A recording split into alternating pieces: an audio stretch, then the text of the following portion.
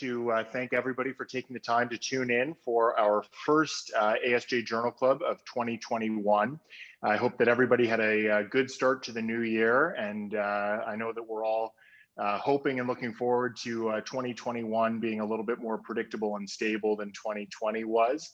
And I'm really happy we had a little bit of a delay, a pause in some of these journal clubs, and so they're back for the new year, hosted between ourselves, the Next Generation editors, and next month's hosted by Dr. Mark Albert and the Young Aesthetic Plastic Surgeons Group.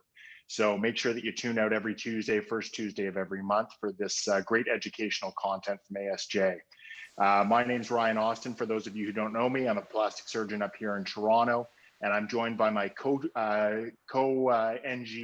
Maryam Zamani, who practices up here down the road from us.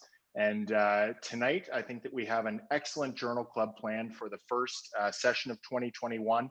And we're actually going to be taking one last quick look back at 2020, to the December 2020 edition of ASJ, to discuss the article entitled Anatomy of the Superior and Inferior Labial Arteries Revised, an ultrasound investigation and implication for lip volumization, and the accompanying commentary. We're fortunate tonight to have two expert discussants with us, who you may recognize as the co-chairs of the recent Nuances and Techniques in Injectable session that was put out by the Aesthetic Society. First up, we have Dr. Christopher Surek, who's a plastic surgeon in private practice in Kansas City. Dr. Surek is an assistant professor of anatomy at Kansas City University and clinical assistant professor of plastic surgery at the University of Kansas Medical Center. In addition to his plastic surgery residency, Dr. Surek completed an ASAP aesthetic surgery fellowship at the Cleveland Clinic, and he specializes in cosmetic surgery of the face, breast, and body, as well as soft tissue filler injection and deep chemical peeling. Dr. Surek serves as a contributing editor for ASJ Open Forum, and he's co-authored several book chapters and original research in facial cosmetic surgery, facial anatomy, filler injections, and chemical peeling. He's the co-author of Facial Volumization, an Anatomic Approach, which is an anatomy-based textbook for filler injection. And Dr. Surek also teaches courses nationally on facial anatomy for filler injection. So thank you so much for coming out and agreeing to be part of this session tonight. We also have Dr. Haideh Hirmand from New York City here with us tonight to share her expertise and experience in filler injections. Dr. Hirmand entered private practice in 1999 after receiving her MD from Harvard Medical School and completing her residency and fellowship in plastic surgery and subspecialty fellowships in oculoplastic and craniofacial surgery. Dr. Hirmand is a clinical assistant professor of surgery at Weill Cornell Medical College and is a member of the attending staff at the New York Presbyterian Cornell Medical Center, Manhattan Ear, Eye, and Throat, and Lenox Hill Hospitals. Her practice focuses on surgical and non-surgical aesthetic treatments, specializing in eyelids and facial rejuvenation, and she's helped to pioneer safe injection techniques around the eye, as well as being actively involved with the teaching of surgical and injection techniques, both nationally and internationally. So we're fortunate to be joined by both Dr. Surek and Dr. Hirmand tonight. To present a brief overview of the article, we have one of our very own Next Generation editors, Dr. Mansher Singh, who is a chief resident from Johns Hopkins School of Medicine. Dr. Singh will be graduating in June of 2021, and he's planning on a facial plastic surgery fellowship in New York after his graduation. So we'll hand over to Dr. Singh for a brief review of the article before we turn it over to our discussants. Thanks, Ryan, for the introduction. So I'll just get started here. Good evening, everyone. So this is a very interesting article. So the background, there are more than 800,000 soft tissue filler injections that were performed in the United States alone in 2018. And that number is consistently projected to increase due to how high social demand for improved body imaging. The lips are considered a key element of facial attractiveness due to their central position.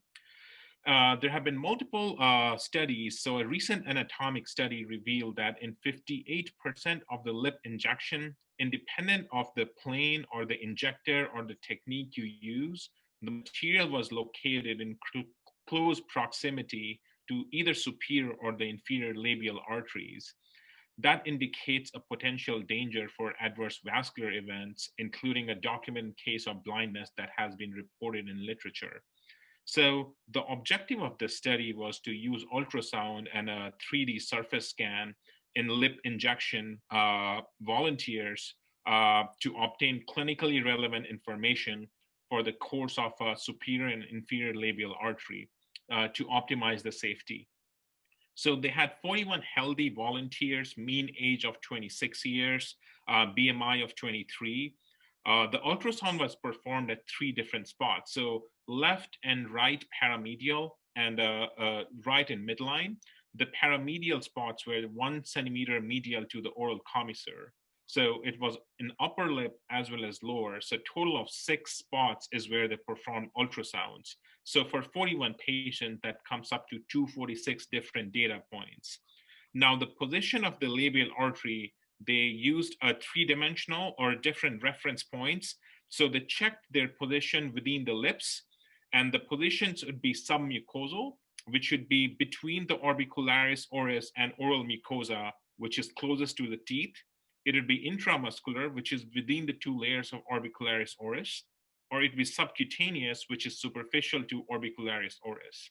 The second position they looked was the depth of the artery from the skin surface. They also looked at the craniocaudal location of each artery with relation to the vermilion border. So below the vermilion border would be your red portion of your red lip, and cranial to it would be the white, hairy cutaneous lip. The last thing they checked was the diameter of the both superior and inferior labial arteries. So between all these volunteers and the 246 data points, the most striking part of their results, which has a pretty significant clinical implication as well, 58% of the location was submucosal, and 36% was intramuscular. Only 5% of the cases, or 5% of the data points, showed subcutaneous location of both inferior or superior labial artery. There was no difference between male or female patients, no difference based on age. Now, with regards to depth, the average or the mean depth was 5.4 millimeter from the skin. What was interesting is the lower lip was 5.2 millimeter as opposed to upper lip. So the lower lip was superficial compared to the upper lip for these patients. The third aspect of the results was the craniocaudal location of the labial arteries. And in 84% of the cases, it was below the vermilion border for the upper lip and above the vermilion border for the lower lip. So what that means is, in 84% of the cases, the labial arteries were within the red lip area. Only in 16% of the cases, they were located outside the red lip, which is the white cutaneous portion of the lip. What was also interesting, in the midline, 100% of the cases, or 100% of the data points, showed that the labial artery was below your vermilion border for the upper lip and above in your lower lip, meaning it was in the red lip.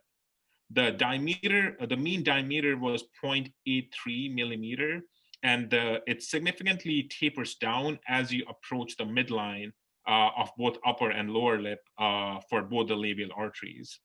So in terms of strength of this study, to me, the most important aspect was this was obtained from imaging study in living patients, as opposed to most of the other studies that showed cadaver, that were cadaveric studies. So I believe the results are more reproducible. Now, the second aspect, which I thought was important, or was one of the strengths, was the robust spatial relationship of the labial arteries with relationship to the vermilion border, depth, and location of the lips.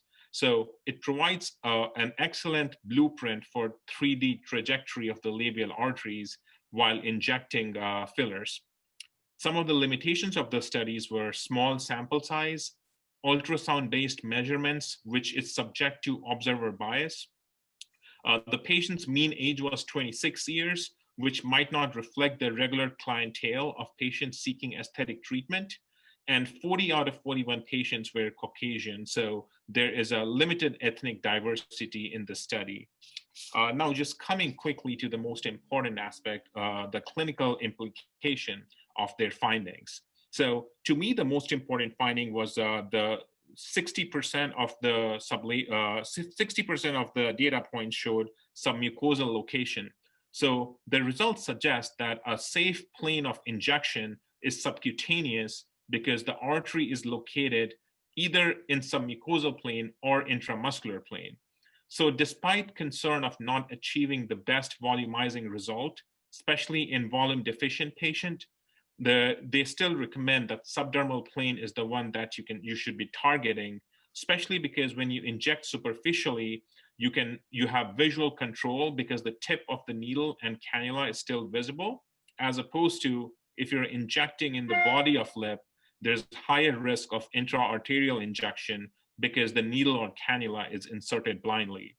The second clinical implication of the study was the study revealed that the artery is less frequently encountered outside the red lip region. So when your dermal access to the lip could be more safely achieved by injecting perpendicular into the lip rather than following the vermilion border, because this would favor a perpendicular approach to the artery that causes reduced contact area with the vessel wall and an injection trajectory that is less likely to contact the arterial pathway.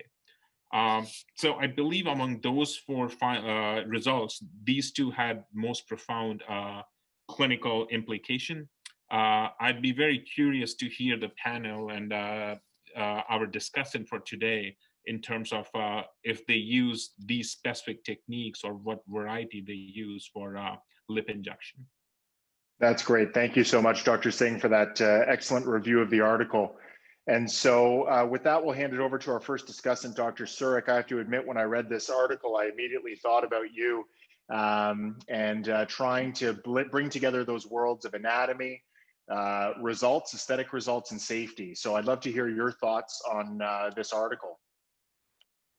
Yeah, well, first off, I want to commend the authors.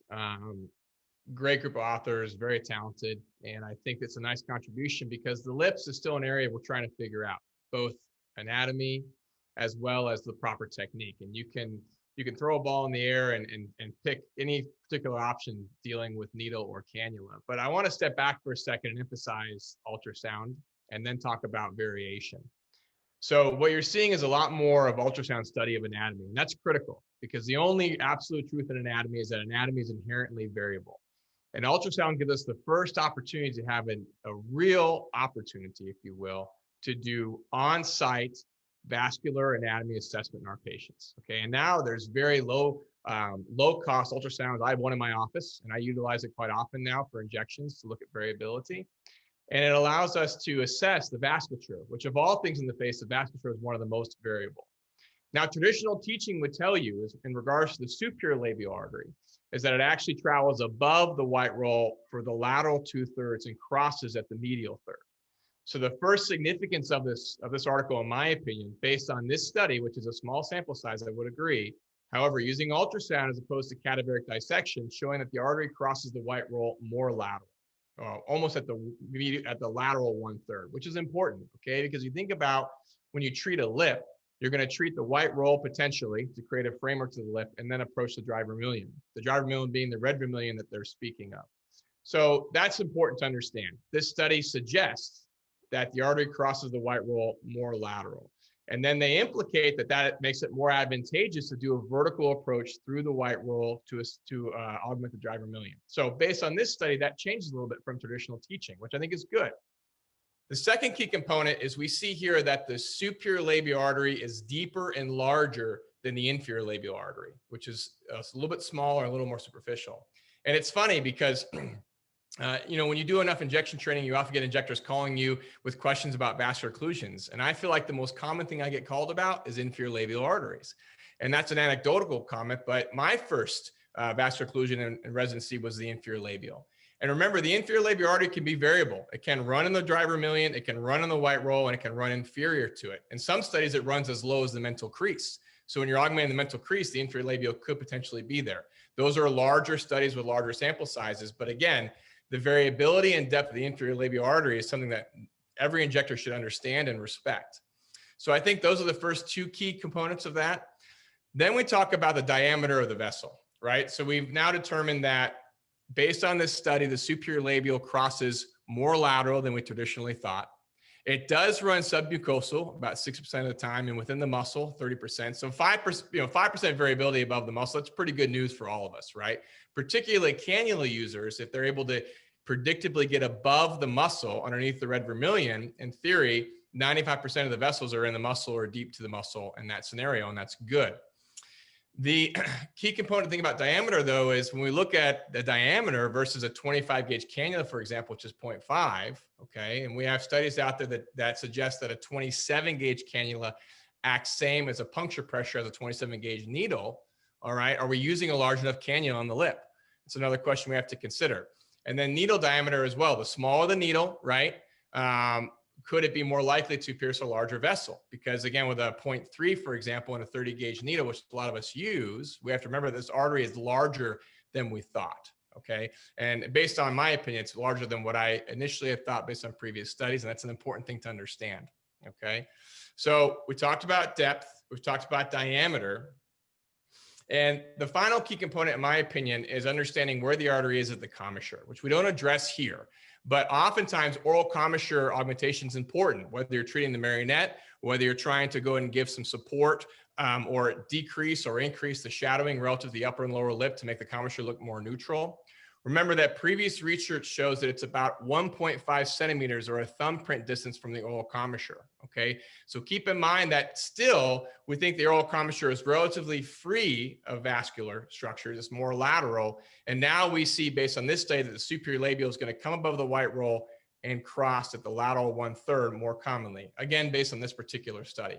But those are the key components that I want to point out anatomically. I want to commend the authors. I think it's really nicely done. And I think we're going to see a lot more with ultrasound because, as was mentioned, doing it on live people, being able to assess the anatomy right off the bat, and that variability is very critical. Heidi, any thoughts on that?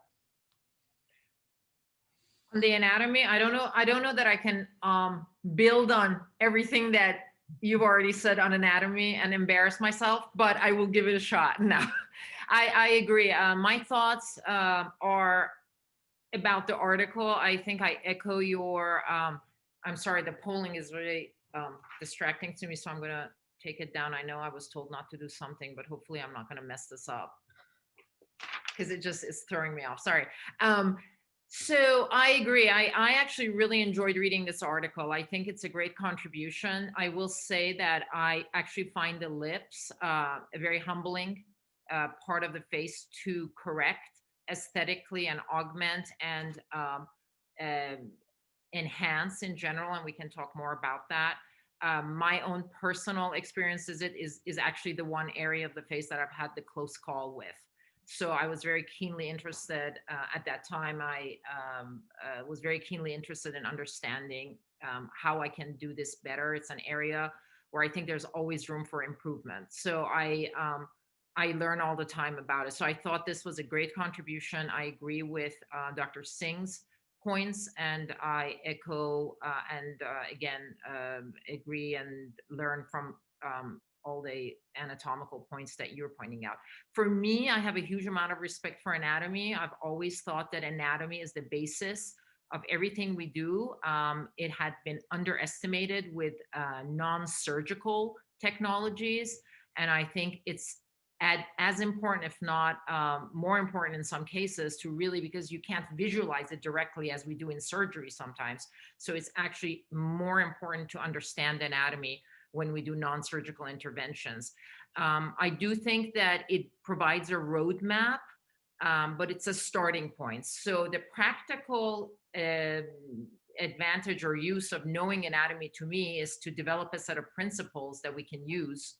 So I thought I'd spend this time and kind of just talk a little bit about, when I think about the anatomy underlying as a foundation for intervention in the lip, it guides me to 6 type principles. I sat down and thought about it, and I wanted to share that, and I thought that would be a good segue from anatomy, and then we can go back to technique and anatomy and back and forth. But Number one for me, based on the anatomy and the understanding and the things that were discussed, is to inject superficially in the lip. So I don't know if you agree with that or not. I'll kind of go through my points and then let you kind of tell me what you agree and disagree with, and we can talk about it.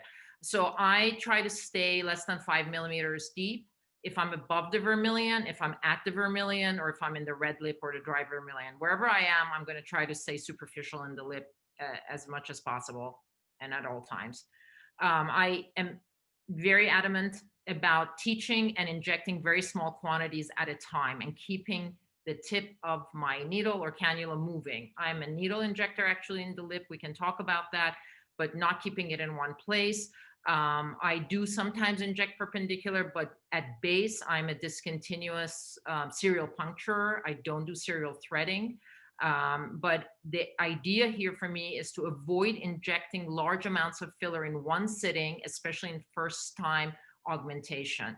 In first-time augmentations, I actually sometimes split it in 2 sessions so that I'm not injecting, because I'm also concerned with compression in certain volumizations of the lip. I think patients push us to do, and we want to please them, but we have to control the treatment session for safety. I prefer using softer fillers over time. Probably the more robust filler that I use is the Nasha, the Restylane type filler, but I have over time evolved to use more medium G prime and sort of medium cohesivity, softer fillers. Number 4 for me is that, and this is probably the most important sort of principle, is not relying solely on augmentation or filler for lip enhancement. This is a whole topic in and of itself. And I will say that you wrote probably the pivotal article on this in 2016. So anybody who has not read it must look this no touch technique for lip enhancement article that Chris Surek wrote. It really is a not to miss article in this domain. I really want to thank you for that contribution. But I've always been committed to the idea that enhancement is not the same as augmentation, that lip enhancement is a much bigger field. So this idea that I see this all the time, by the way, that the lip, so many things have been ignored, and you just see these giant lips, as though lip rejuvenation or enhancement is all about volumization, and it's not. And we can, again, during the course of this, depending on the interest of the participants, and you all talk about this, but it has to do obviously with other interventions. The upper lip, the shortening, using other modalities, energy devices, improving lines, skin boosting. We can get into that as well. Then having realistic goals. For me, it's not fundamentally changing completely the shape of someone's lip to create some other ideal lip, but to work with what the person has within their ethnicity and within the parameters. And then to have a rescue kit handy, mainly hyaluronidase. I only use reversible fillers, and I want to know what you keep on hand, but be able to sort of have a rescue plan and not also ignore somebody calling you at the end of the day. They have pain, they're very bruised. Don't assume it's just bruising. You have to see them, you have to address it. So bottom line is sort of be cautious, because there is variation, as you mentioned. I think anatomy, understanding the anatomy as has been described, is extremely important. But as many people as there are on the planet, there's going to be as many variations. So you have to stay humble and be careful. I always assume when I'm in the lip that the vessels are somewhere around me. I always just assume that they're somewhere around me is my anatomic guideline in the lip. But of course, knowing this kind of anatomy helps a lot. So I leave it at that, and then we can delve into each topic depending on questions and what Dr. Austin has planned. So Heidi, I think that's great. And I have a couple comments for you, some thoughts. And I think first and foremost, if for those of you who are doing lip injections in your practice or getting ready to consider that in your practice, I want you to think of 2 things. Separate the aging lip from the young lip. Okay, 2 separate techniques. The aging lip is an enhancement procedure, okay, where we haven't seen changes in the muscle. We haven't seen lengthening of the lip. whereas the aging lip is a restoration. So for example, in my practice, I have this phenomenon of mommy-daughter lips. Okay, I'll do the daughter's lips, and then a couple of weeks later, the daughter brings the mom in, right? They go to Nordstrom Cafe, get the mani-pedicure, and then come to Dr. Surek's office for their lips to get done, okay? And when you interact with the aging lip patient, it's a different experience. First of all, they don't want a lot of volume. They're concerned about having duck lips or looking like they have Firestone tires across their upper and lower lips, okay? And so you have to try to tailor it to them. Understanding aging lip anatomy is critical, right? If you look at the profile view of a young lip, what do you see? You see the red roll, the dry vermilion is rolled out, right? Because the apiculars has a nice hitch to it there. And then as we age, we see that dry vermilion slide into the mouth. Okay, I challenge all of you to go back to your clinics tomorrow and print out the last 10 lips you've injected and try and look at the age differential. Look at them in profile view and look at the changes, particularly in the upper lip with the dry vermilion sliding in. Any technique you see nowadays is designed to create a volume expansion between the muscle and the dry vermilion to roll that lip out. I don't care whether you use a cannula from lateral or a needle from vertical, the objective is still the same. And so I think understanding the aging lip is really important. And those patients, just like a facelift patient, I have them bring a photo of themselves in from 10 or 15 years ago, typically premenopausal, because I want to look at what their lip looked like. I also want to look for the philtrum.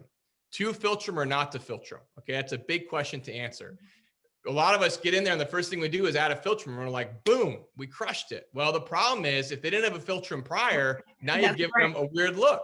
That's okay, right. So in the aging lip, I want to see if they have a philtrum. And so I call that my first category, which is profile. Okay. In the article that you referred to, I was fortunate to be part of a great research team, Glenn Jelks, Javier Boot, and others. But the reality was the first thing we examined is what, if anything, do you do to the philtrum or the white roll? For me, that's strictly needle. And the key thing that I will tell you is whether you're doing the philtrum or the white roll, I love subcision, meaning I come in with the needle, bevel down right into the white roll, which is where the pars marginalis inserts onto the white roll, and I lift up. What that does is it creates a precise pocket for me to drop that product into place. Think about it. How many of you have seen that blunted white roll where the injector clearly missed? They've got this sausage roll along the white roll. Well, they missed their target. The white roll should be precise, like a peak.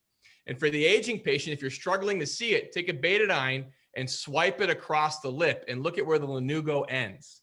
Because oftentimes in the aging patients, you can't see the white roll. Well, where the lanugo ends, that's where the white roll starts. Okay, that's a trick I learned in cleft lip surgery. And so the reality is a subcision technique, bevel down, you lift up, which allows you to drop that product into your precise pocket. Also, it creates a little bit of space between you and the potential vessel, whether it's crossing at the medial third, like previous studies might suggest, or lateral third, as this study suggests. It doesn't matter. Reality is you want to avoid it either way. So that's the profile. That's the framework. Then you're going to paint the photo, and that's the dry vermilion. You know, I tell patients, this is your chapstick lip, okay? And this is where we're seeing most of our changes. I'm a big cannula user, okay? I prefer to take a port site a little bit medial to the oral commissure, and I advance the cannula to the midline and do a retrograde injection back. I'm not personally a fan of the vertical fencing technique or other descriptions that have been made for it. Not to say it's right or wrong, but I feel like I have very precise control with the cannula. The one thing I don't like doing is putting a needle in the dry vermilion, no matter what. Okay, remember, it's a different type of epithelium. It doesn't tolerate trauma very well, but that's, again, a personal anecdote. So I think understanding profile, and then as she mentioned, dry vermilion or projection to the lip. The final component is height. Okay, we know that not only does the lip slide in, but we lose height of the vermilion.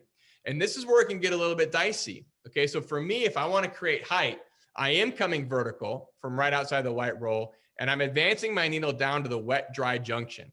And this is where understanding the depth of the artery relative to subcutaneous, if you will, intramuscular or submucosal is critical, okay? Because that white roll or that wet-dry junction, really, that's an area where you want to be very careful performing that. And that's where I think this comes into play. So I think understanding those three principles is important, understanding the aging lip. As mentioned in this study, the age differential was primarily skirted towards the younger population, but I don't agree with the discussion comment that that's not just our own target population. Okay, we're going to have aging and youthful lips, and they're different animals, in my opinion, very much so. The other thing I really liked about Tim's comment and the commentary was this massive weight loss patient population. You know, the BMI standpoint kind of pointed out to all of us. And for those of us who do plastic surgery, we know the massive weight loss patients, they still have massive veins, right? Why? Because the vessel diameter hasn't changed. And that's an interesting component to think about. So keep that in mind, review that in the commentary. I like that a lot that Tim brought that out. I've seen that in other work by this team related to the fat pads in the face as well. So there's certainly a correlation there. And then what was the final point I wanted to point out to y'all? I think that was the key things that I wanted to bring to your attention as far as how I approach the lip clinically. The subcision in the white roll, to filtrum or not to filtrum, a critical thing to recognize. How are you going to treat the dry vermilion for projection and augmentation? Really a critical thing to think about. And any other comments on that, Heidi, before we go to questions? Yeah, so I think this idea of examining the younger photos is critically important. I'm so glad you brought that up, because this is one thing that I see distorted lip mainly when you go back and look at their younger photos. You have to work within the context of their shape and also what they liked and what they didn't like. This is so important, as opposed to randomly deciding this is your aesthetic idea for the lip and imposing it. So I'm really, thank you for bringing that up. Very important point. Don't ever forget that. Now, I wanted to just point out a couple of random principles, or not principles, random bad outcome things that I see. I love the idea of framing the lip with the vermilion, the way you described it. I do it the same. I use a needle. I use a 30 gauge needle. However, I will say this is the number one overdone thing that I do see. As much as I see people just completely ignored it, I actually see when people come and you can see it from across the hall that they've had lip augmentation because somebody took the white roll and augmented it so much that it just looks like they just have a roll up and down. And so just don't do that. It's just doesn't need, again, look back at the photos, look at the person, look at their age, and do not overdo that. I do see a lot of, at least maybe it's the New York market. I have no idea. Maybe my colleagues here love it, or the derm colleagues love it. I don't want to bash anyone, but I just see that it's very unattractive. The other thing that's quite important, we know Val Lambros and also Tenard's articles about the aging changes with the MRIs, and Val's, of course, the longitudinal study. We know there's lengthening of the upper lip. Now, more and more I've done this, I have realized that with the aging lip, the population, I agree with you, the young versus the aging lip is a big distinction. The aging lip, no matter what you do to the lip, you have to think about this upper lip lengthening and rolling down. And there are going to be new technologies, microcoring. Now, of course, we have surgical techniques, but if you just ignore that, you're never going to you can't do, again, everything with volume. You have to look at that, and if the lip is way too long and it started way too long, that needs to be addressed or at least discussed with the patient. The other point that I'm going to bring up with lips and injectables and somehow related to anatomy is that I see a lot where somebody has injected actually the area of the upper lip, the cutaneous area, just to stretch it so the lines are less visible. So it just never would occur to me. I urge every one of you, if you see this and then the upper lip, the total projection increases, it's a very unnatural, bizarre look. I don't know if I'm making myself clear, but there is this idea amongst some people that if you have vertical lines, one of the things you can do, of course, we're going to have volume loss in the upper lip, but so one of the things you can do is overcorrect this area volumetrically to stretch the lines so that the lines are not as bad. So I urge you to include toxin use, skin boosting, meaning intradermal injection of soft small particle filler to remodel the skin in these area of lines, and resurfacing, as opposed to just over volumize the upper lip to make up for that. I don't know if that made any sense what I said, or was that clear or not, but if there are any questions I can answer. But I did want to point those three things out, and then we can. Yeah, so I agree, Heidi. One more comment on that. So I think to summarize this, guys, in my opinion, you're looking at three things: the profile of the lip, white roll and vermilion, projection or shape, which is the dry vermilion, and what she mentioned, proportion. Okay. And it is an issue, right? Because the upper lip ages preferentially to the lower lip, we often tackle the upper lip first, okay? But we have a saying in my office, the upper lip and the lower lip get equal love. In other words, whatever I put in the upper lip, I'm putting probably as much, if not more, in your lower lip to avoid that look, okay, that disproportional look. And that's an important thing to understand.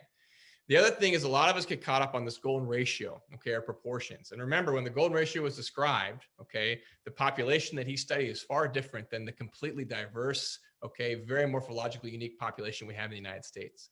So living by the 1 by 1.6 or the 1 by 1.4 versus the 1 by 1, you're going to have to make your own artistic aesthetic assessment of that, but you have to have a healthy respect for proportions when approaching the lip. Of all areas in the face, disproportional lips are going to draw a lot of attention, and I would agree with you. And so we have this tendency to want to treat the upper lip and really get that looking very good, but we have to recognize that in most patients, most ethnicities, the lower lip should be equal, if not larger, in size and height than the upper lip. And that's an important component, and you have to demonstrate that to your patients as well. The final thing I'll mention is the tubercles. Okay, the only other anatomy of the lip we haven't talked about is the tubercles. Right. Use the tubercles to your advantage. Okay, we all look at Angelina Jolie and we're like, oh my gosh, look at her lower lip tubercles. Well, what do we mean by that? That means that her midline divot that we see, remember, there's embryologically, there's 2 tubercles to the lower lip that meet at the midline. We see a cleft in some patients there. Okay, then the upper lip has 2 lateral tubercles that meet at a medial tubercle. And that's why often you'll see a little step off, okay, on each side between the central and lateral tubercles of the upper lip. Those are real structures. Those are embryologic remnants. Use them to your advantage. You don't need dental floss compressing on that lip to create that cleft. You have to recognize the anatomy, okay?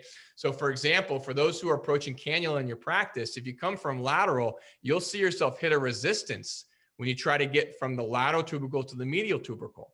Okay, that's a fusion plane that you have to rise above with your cannula or slide up on the upper half of the dry vermilion to pass down. Same thing here. If I want to create a paramedian pout to give the illusion of a central cleft of the lower lip, I simply take my cannula, and in this case, you can use a needle too. I advance until I hit resistance at the midline, and then I volumize paramedian to that, and now you've created that volume and given that illusion of the cleft in the lip. Again, you're utilizing the anatomy to your advantage. So just a couple pearls that I would share in addition to what you had mentioned, Heidi. Yeah, those are great, actually. I have one more thing to highlight before we go to questions, and that is the concept of the scar in the lip. If you have and I would love for you to comment on this as well. If you have, and I have a number of, actually I have a cohort of patients who come to me for lip enhancement, old and young, because they've had scarring in the past in their lip, and they can use help symmetrizing or improving contour and so on. And I would just put a word of caution out there. If you have a scar lip, the anatomy can be variable. Again, in this area, you have to proceed with extreme caution. So just if you see scar on the lip, please take a deep breath and be very, very cautious. Don't just think, oh my God, I can do this. Take a big bolus of filler and just push it in there, because you may regret it. Absolutely. That's great. And when it comes to scar in the lip, I'd be interested to get both of your takes. So if anybody has any questions, please feel free, put them into the chat box. We can bring them up with our discussants, type them away. We'll be talking with Maryam soon. But along that concept of scar, we've seen from these previous studies that the product oftentimes ends up, even if you aren't intending to, it around the vessel. And in patients who have had multiple injections or serial injections to the lip, how do you think that those injections or the scar tissue that you get from repeated injections, from having different filler, different products laid down over time, alters the elasticity, the pliability, and does that affect the kind of the ability of an injector coming on down the road for somebody who's had 10 years, 15 years of lip injections? Does that increase our risk of an intravascular event? Does that tether the vessel? What are your thoughts? Chris, did you want to? You go ahead. My thoughts on that are that if you have a filler fatigued lip, I'm not sure, I don't think of it in terms of if the filler is causing scarring. I think a filler fatigued lip or filler fatigued face or the tissue quality has changed in general. And that is if you do things conservatively and thoughtfully, I don't think that's going to happen. But if you have a distorted and giant lip that has been injected every few months, then I think all bets are off. And is that going to distort the anatomy? I'm just going to assume that. I don't think to me, it's not a matter of scarring. It's just a matter of that this has been abused and used, and I'll just be more cautious. Those kinds of patients, I probably wouldn't even take on, honestly, because if someone comes with that much distortion, I'm not sure how I can contribute to it unless I can reverse it. But I'm sure Chris has a more intellectual approach to these fatigued patients. It's funny to me how many patients forget what they've had done. You try to take an accurate history. Have you ever had filler in your lips? No. Or if you did, what product? And then you look at their lips and you're like, wow, really? You've had nothing in your lips? That's an interesting congenital volume, And so I think it's important to get a good accurate filler history. I'm strictly HAs in the lips, unless I'm fat grafting, which is a different component. Do we know of any long-term effects of just having the repeated trauma of advancing a cannula needle into a lip? In theory, I'm sure there's some type of inflammation that occurs.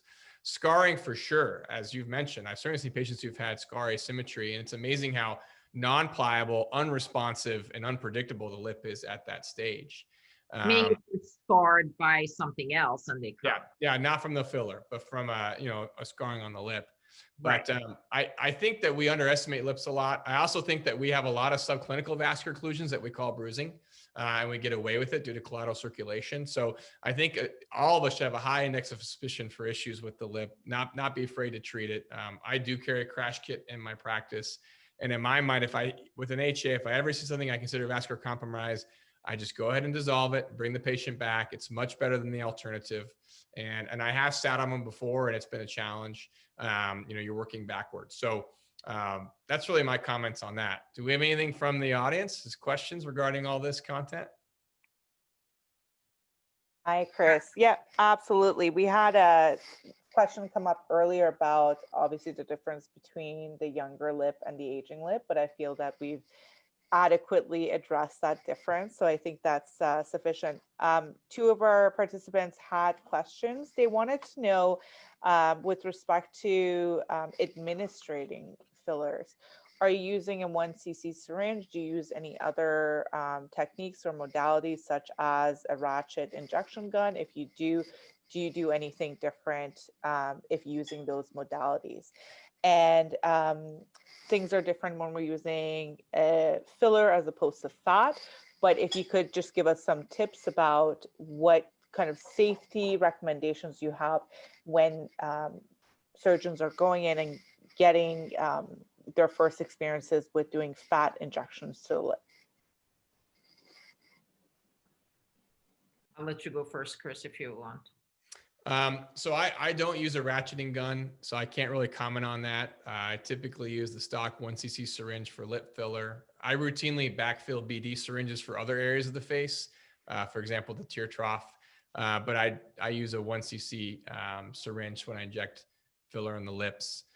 My approach is not that much different when it comes to fat. I won't do the Filtrum and dry vermilion with fat with a needle very often. And typically I'm just augmenting the dry vermilion to create some shape. And I do overfill a little bit with the fat, knowing that I will get some dissolving of the fat over time. And I explain that to the patients ahead of time. Typically that's in conjunction with facelift surgery. I don't routinely do that in the office. I much prefer doing HA, and actually oftentimes I'll do an HA first to make sure they like it, because I can't really take the fat out as easy as I can with the HA. And patients think they want a full lip, but it's amazing once you fill their lip, that's not what they wanted. So I try to explain it to patients ahead of time in regards to those two concepts. If I do inject with fat, it's with a cannula starting at the oral commissure. The one thing I will tell you is that it can be hard to travel all the way from right at the oral commissure to the midline with a cannula. So I will move my site up to about the lateral third of the lip. That gives me a little bit better leverage to get to the midline. And that's both with a cannula and with a, or that's both with fat or HA with cannula. How about you, Heidi? So I, similarly, I use a 1cc syringe. I don't use a gun. I use exclusively HAs, reversible filler for the lip. I used to do fat more in the lip, to be honest, and I have shied away from it more and more. I've seen a lot of suboptimal results from outside with fat, distorted lips with fat. And I like the idea that I have more control with filler with the lips. So over time, I've actually shied away. As I've done more and more fat in other areas of the face, I've done less and less fat in the lips. So I do more filler in the lips, and then I've done more fat and filler in other areas. I like the idea that I can set the patients up, have them animate, have them show me and tell me what they're liking, and do a graded if you will, correction with filler. And with fat, as you said, is sort of, you can't reverse it, and it's better to know that you like something. And also, I just feel like I have, again, better micro control with the filler. Did I answer? Oh, and if I do fat, I always use cannula, and for filler, I actually use needles. I don't use cannulas for filler enhancement of the lip. That's great. And there was just a question that was brought up in the chat as well about the concept of fat volume changing over time. I know Val Lambros has spoken about that in the past, and with weight gain, weight loss, weight changes with fat in the lip. How does that kind of impact your decision to inject fat, Dr. Surek? Well, I think the volume in the lip is going to be a lot less than what you would put in a cheek, for example, or a temple or a jawline. So I certainly commend the comment. I think it's something to think about. Do I think the change will be as dramatic in the lip as it might be in other areas? Potentially. I mean, obviously, again, a small volume change in the lip can make a difference. But again, you're dealing with smaller volumes in the lip than you are in the cheeks, jawline, and temple. But yes, based on Val's research, it would suggest currently that there is the potential for change in volume with large shifts in weight over time, certainly. And will you tend to use fat in older patients then who may have less weight fluctuations or change, or are you happy to use it in young and old, irrespective? It's a good question. I don't necessarily take significant weight changes into effect or into my thought process right away. That's something I can't predict. And I don't routinely ask patients if they think they're going to gain a lot of weight in future years. You know, I don't know how well that would be received, but I think that the key thing is to keep it as a consideration. But it doesn't necessarily adjust my modality. Again, most time when I'm fat grafting with the lips, it's in conjunction with a facelift surgery, which is a big part of my practice. But like Haideh, I prefer HAs. I feel more control over those. And again, I do like previews with HA, even for patients who are going to be getting fat grafting, because I want them to see, you know, volume in the cheek is one thing, but volume in the lip can be very changing to your look, particularly in the older patients who don't understand or have full expectation of what they're going through. Absolutely. I do have a comment to make about the whole fat change and weight change, Dr. Austin. I actually, for a number of years now, have had strict protocols in my practice for fat grafting, and I actually do it in the older patient who's more stable, or in the very young patient, but in the mid-range and in the perimenopausal patient, I actually very much, I'm very careful about using fat, certainly large volumes or any volume that is significant in that particular area. I also ask them about where they are in their hormonal cycle. I ask them about their family history. How did their mother, their aunts, are they coming from a family where every female person gains 50 pounds within 2 years of menopause?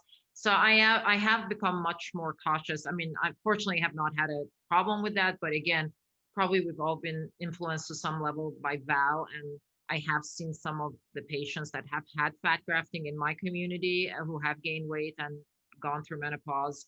And it can be a significant situation if you've done a lot of fat grafting in the face, especially. So I do have some strict protocols in my practice for that. Yes. Yeah, that's great to hear, because I mean, especially people are using more and more volume, not specifically for lip, but for facial injections. And certainly that's always been something that I've kind of kept in mind and worried about when you have that really young patient come in for larger volume facial fat grafting. So with that, we're coming towards the end of the hour. We've been on for almost 50 minutes, and so I'd like to respect everybody's nights.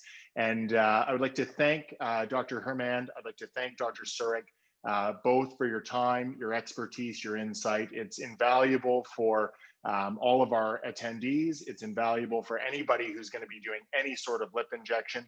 And it's all lessons that we should be keeping front of mind as we proceed into the new year. So thank you both for coming out. Thank you all for attending, for taking time out of your Tuesday night to be with us. I would encourage everybody to attend next month with Dr. Albert and the Young Aesthetic Plastic Surgeons Group for their journal club, the first Tuesday in February. And we will see you back for the Next Generation Editors, the first Tuesday in March. So thank you all. Have a great night. Have a happy new year, safe new year, stay healthy, and we'll see you soon. Thank you so much, Dr. Arson. Thank you. Thank you very much. Happy New Year, everyone. Great job, ASJ. Great job. Yeah, thank you for doing this. This is great.